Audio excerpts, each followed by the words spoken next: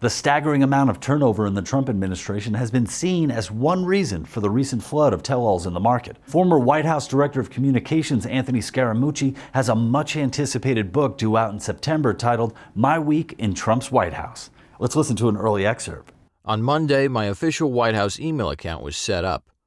On Tuesday, I was fired. Publishers looking to cash in on this literary craze are approaching every former White House staffer, no matter how small their position was, which explains such upcoming titles as Trash and Fury, My Year as a Janitor in Trump's White House, and Broken Signal, How I Installed Trump's Cable.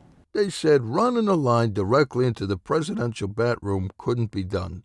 But I did it. And those outside the White House have found publishing success too. A much-anticipated title dropping next week is Honored to Serve by Daniel Sanchez, President Trump's most trusted McDonald's cashier. Day 17. President Trump orders 2 quarter pounders with cheese and a fish fillet. Business as usual. Day 18.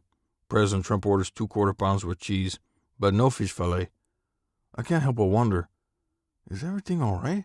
Even those with no connection whatsoever to Trump have gotten book deals, such as Michelle Van Pelt, a hairdresser from Ohio, whose controversial book, I Voted for Trump, has sold over 2 million copies. I parked the car and I looked at myself in the rear view mirror. Was I really gonna vote? I was. And I did. And if you're looking for an outsider's perspective, there's Bill Meacham's My Time Spent Imagining What Trump's P-Tape Looks Like. I think there were 2 prostitutes, maybe 3.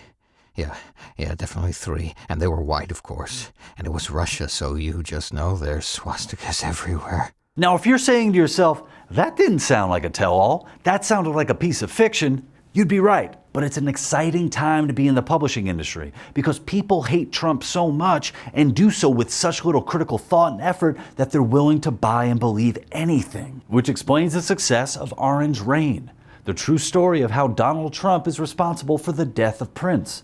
Probably. Prince was a loud, successful black man with an afro who spoke out against racial injustice. And you think Donald Trump had nothing to do with his death?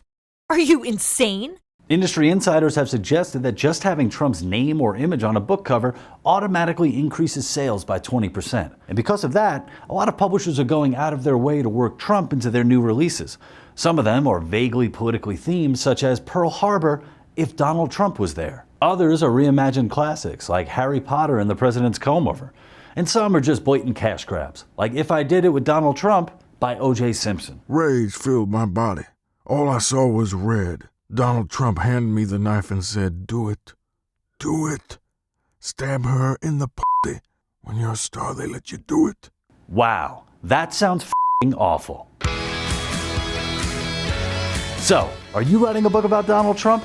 And if not, why not? Do it! What's the title? Let us know in the comments.